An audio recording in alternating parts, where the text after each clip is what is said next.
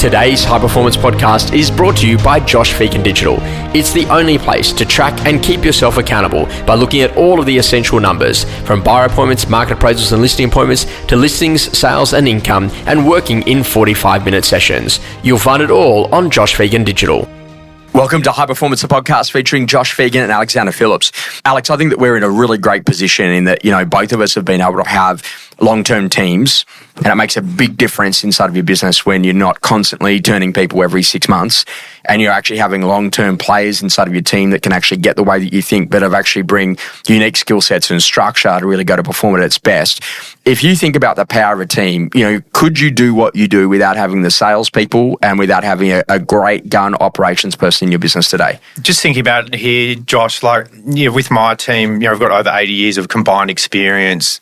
And it's I was just thinking then, if I substituted myself out, Prue out, or Vince out, or Kenji out, there was only three of us, the team still operates at capacity and knows what they're doing. I could get hit by a bus today and it'll still... Hopefully not, yeah. But it's still, hum along and, and work, and they know what they're doing. And so it's not because there's always times a year where, say June, July, there's 3 or 4 away, or Christmas, or it's always you know that if something went wrong, it's like a starting 5 and 2 got injured and they're 2 sub in. Yeah, it's still it's still working at capacity and not... The big difference I see, though, in your team is that you're not just saying doing buyer work. You've actually got your guys listing. Yeah. And a lot of agents don't let that person do that. And you see that even in your own firm where you've got agents who've got someone inside of the team who's not yet listing. And you think, what's the difference? How come those people are not, finding opportunity in sellers at open homes? How come they're not, going to a listing presentation and taking a senior to make sure they win it, or actually getting themselves in a position that listing skill is actually where it needs to be in order to be able to go and win? Is that a bit of a mindset that maybe, because you always see this, the agent goes on holiday and then that agent underneath them steps up for the 2 weeks while they're away?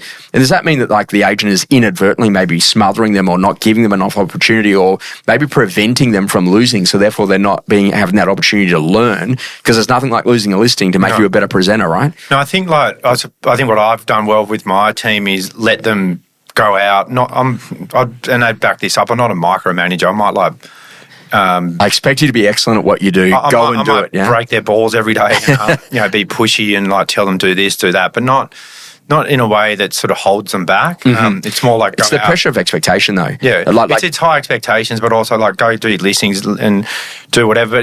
We sell 200 a year, and I reckon I'm probably now just doing listing 100, 120, and then doing the rest. But that's all those leads have come off open homes, them nurturing their databases and working just as just solds. Yeah, it's the opportunities they get from the business I bring in. Then they flourish off that. Then they build, and then they're building their own brand. And so. I think this is an easy question for you, but I'm going to ask it. Let's say, for example, I join the Alexander Phillips team, and I pull on the Alexander Phillips team jersey.